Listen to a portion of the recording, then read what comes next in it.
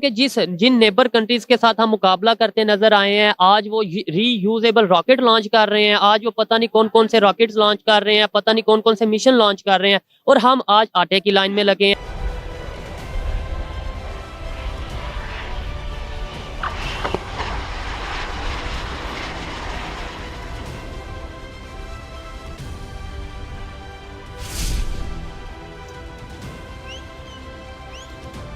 तकरीबन सभी अरब ममालिक न सिर्फ इसराइल की हैसियत को तस्लीम कर चुके हैं बल्कि इसराइल के साथ सिफारती ताल्लुकात भी अरब ममालिक कायम कर चुके हैं। कल भी खान साहब सहाफ़ियों से मुलाकात में एक नई कहानी सामने लेकर आए थे कि जनरल बाजवा भारत से दोस्ती चाहते थे और उसके लिए उन पर दबाव डाला गया। अगर आप आज से अपना मुताले पाकिस्तान को थोड़ा सा चेंज कर लेना तो आने वाली जो नस्ल होगी ना, उसको इंडिया दुश्मन नजर नहीं आएगा, इस हिसाब से जैसे हमें कन्वे किया गया है। देखें, दो मुल्क ऐसे हैं जिनके अंदर इजराइल को तस्लीम करवाना ऐसे ही है कि जैसे आपने उनके घर को उजाड़ना है। एक सऊदी अरब और एक पाकिस्तान। कश्मीर इशू पे जो चूरन बेच रहे हैं ना दोनों मुल्क, खासकर पाकिस्तान, उनको जरूरत नहीं, उनकी इकोनॉमी इस वक्त 5.9 GDP पे जा रही है। जनरल बाजवा भारत से दोस्ती चाहते थे, ये बात कहते हुए खान साहब आप ये कैसे भूल गए कि आप तो खुद नरेंद्र मोदी के फैन थे, उसे इंतखाबात में जीतने की दुआएं करते थे।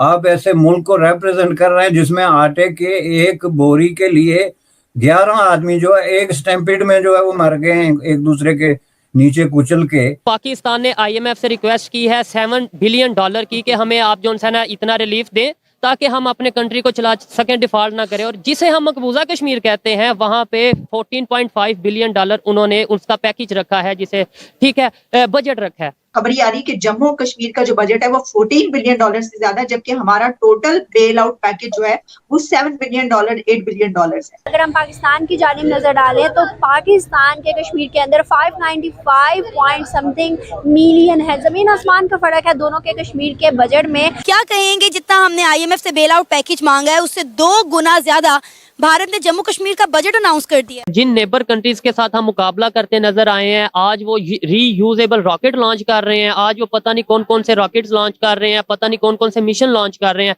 और हम आज आटे की लाइन में लगे हैं। आज हमारी यूथ पॉलिटिक्स में इतनी इन्वॉल्व मतलब उस वे में हो चुकी है जिस वे में शायद नहीं होना चाहिए। मेरा सवाल ये है। ठीक है, फिर अगर आप यही बात कर रहे हैं तो फिर मैं आपको थोड़ा सा पीछे लेके जाना चाहूंगा, सकूत ढाका पे 1971 पे, जहाँ पे आप वहाँ पे नस्लें तब्दील करने गए थे। ठीक है, जहाँ जिनको आप कह रहे थे कि ये लोग तो 1 टके के नहीं है, 2 टके के नहीं है, वो टका 1 टका आपके 3 रुपए के बराबर है। और टेक्नोलॉजी में वहां पे बुलेट, आपने टेक्नोलॉजी की बात की ना, वहां पे 3 बुलेट ट्रेन चल रही है। ढाका में आज या कल रात को तीसरी बुलेट ट्रेन का आगाज हो चुका है। आपने ये कहा ना कि आटे की लाइनों में, और यहाँ पे भगदड़ मच के 15 लोग शहीद हो चुके हैं। तो आप किस चीज की बात कर रहे हैं, किस टेक्नोलॉजी की बात कर रहे हैं?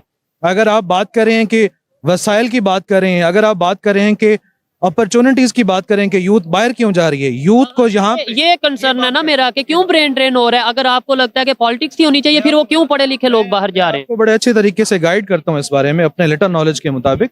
तो सबसे पहले तो ये कि हमारी जनरेशन में तो ये हमने मुताले पाकिस्तान जो पढ़ा है ना, पाकिस्तान स्टडीज, हाँ पाकिस्तान स्टडीज पढ़ के हमारा तो माइंड जैसे बन गया।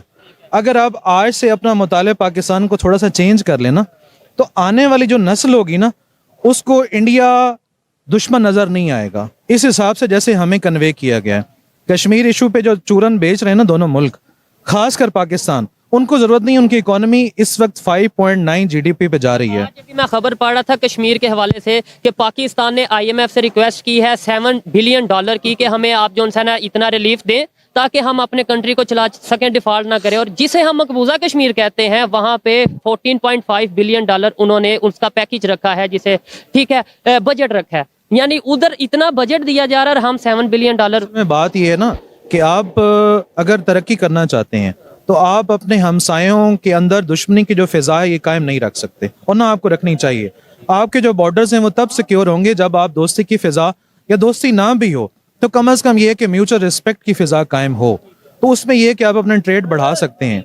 ठीक है, चाइना और इंडिया के आपस में इश्यूज चल रहे हैं, लेकिन ट्रेड तो चल, उनके चाइना और इंडिया अपने नैरेटिव से कोई भी पीछे नहीं हटा, लेकिन उन्होंने अपनी ट्रेड जो है वो अपनी बहाल रखी है, इसलिए कि स्टेबिलिटी है उनके मुल्क में। उनको ये पता है क्योंकि वो डेमोक्रेसीज हैं। उनको ये है कि ये तो डेमोक्रेसी है। हम कभी भी जो डेमोक्रेसी नहीं रहे, हम एक सिक्योरिटी स्टेट हैं।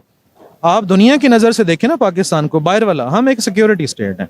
ये भी हम जानते हैं कि जो खबर ये आ रही है कि जम्मू और कश्मीर का जो बजट है वो 14 बिलियन डॉलर से ज्यादा है, जबकि हमारा टोटल बेल आउट पैकेज जो है वो 7 बिलियन डॉलर 8 बिलियन डॉलर है। ये भी नजर नहीं आ रहा है यहाँ पर।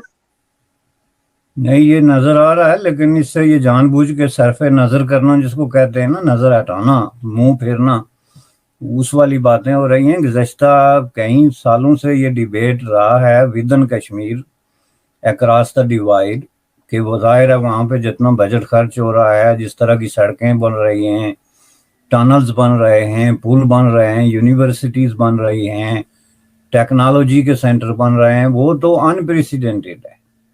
उसमें जम्मू कश्मीर पहले भी, ये क्राइसिस से पहले और ये जो जम्मू कश्मीर स्टेट और यूनियन टेरिटोरी के किस्से से पहले भी इकोनॉमी के हवाले से बहुत सारी जो है वो भारत की बहुत सारी स्टेट से आगे था। स्टैट्स अगर आप देखें तो उस हवाले से ये बात तो पहले से तय है, लेकिन उन्होंने एक बहुत बड़ी इन्वेस्टमेंट वहाँ पे की है और ऑन द टॉप जो है वहाँ से जो है फॉरेन इन्वेस्टमेंट हो रही है और खुद अरब कंट्रीज की तरफ से जो बहुत सारी कंपनीज गुज़श्ता 6 महीने 1 साल से हम इस पे आपके साथ भी हमने 2-4 दफा बात की है, तो जाहिर है उसका तो अब फ्रूट आपको नजर आ रहा है ना कि वो एक आप देखेंगे, आप पूरी दुनिया में कहीं चले जाएं, सिटी ऑफ रावलपिंडी से लेके तो आप जो है वो किसी बॉस्टन, न्यूयॉर्क, किसी दुनिया के किसी चीज पे चले जाएं तो आपको जो है वो किसी होटल में, रेस्टोरेंट में, तंदूर पे, बेकरी पे आज़ाद कश्मीर का कोई नौजवान मिलेगा जो सर्व कर रहा है एज ए वेटर, सर्व कर रहा है एज ए बेकर, सर्व कर रहा है as a cleaning boy, as a जो नाम आप उसको दे लें। तो ये चीज़ क्यों है? ये चीज़ इसलिए है कि आज़ाद कश्मीर में कोई रोजगार नहीं है। वहां पे जो है वो 1% लोगों ने एक निज़ाम बना के उस पर कब्जा किया हुआ है जिसको वो आज़ाद कश्मीर कहते हैं, जो कि एक गलत यूज ऑफ दिस, ये जो टर्म है इसका गलत इस्तेमाल है, चूंकि उसमें आज़ादी वाली कोई बात है नहीं। उसमें 1% लोगों ने कब्जा किया हुआ है तमाम सरकारी मुलाजमतों पे, प्राइवेट मुलाजमतों पे, ठेकों पे, जहां कहीं भी वेल्थ की डिस्ट्रीब्यूशन का कोई रास्ता है उसके आगे वो दीवार बन के खड़े हैं।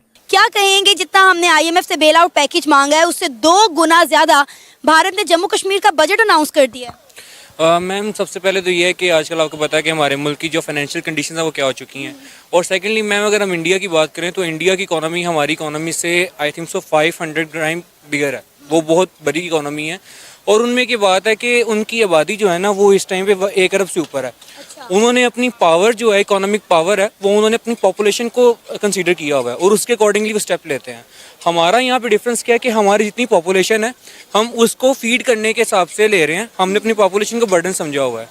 अब सेकेंडली मैम कि जब से उन्होंने आर्टिकल 335 और आर्टिकल 1 रिमूव किया है इंडियन गवर्नमेंट ने, सेंट्रल गवर्नमेंट ने, मैम तब से वो क्या कह रहे हैं कि कश्मीर में एक तो बाहर से जो नॉन कश्मीरिट्स से उनको लेकर आ रहे हैं, ठीक है, और दूसरा ये कि मैम वहाँ पे डिफरेंट प्रोजेक्ट्स आ रहे हैं। अब लाइकली वहाँ पे इजराइल अगर देख रहे हैं तो वो इन्वेस्ट कर रहा है, मतलब कि फॉरेन इन्वेस्टर वहाँ पर आ रहे हैं। दूसरा अगर हमारी साइड का कश्मीर है तो हमारी साइड में इन्वेस्टमेंट तो पाकिस्तान में नहीं है तो कश्मीर में कहाँ से होगी। और ऐसे ही तमाम जानकारियों के लिए हमारे वीडियो को लाइक करें, सब्सक्राइब करें और बेल आइकन को दबाना ना भूलें।